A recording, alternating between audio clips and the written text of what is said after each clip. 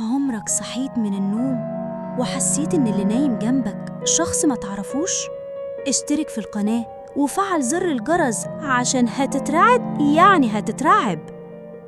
صحيت من نومي على صوت الموبايل بيرن، وكان جنبي على السرير.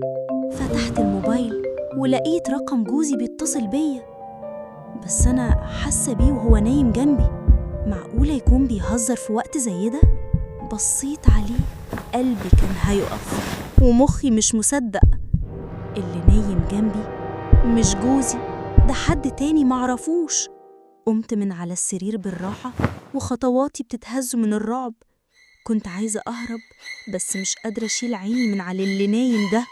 وفجأة لقيته اتحرك. سرحت بس الصوت طالع مخنوق كأني في حلم. بس السؤال اللي ما بيسيبنيش، لو اللي كان نايم جنبي ده مش جوزي، أمال يبقى مين؟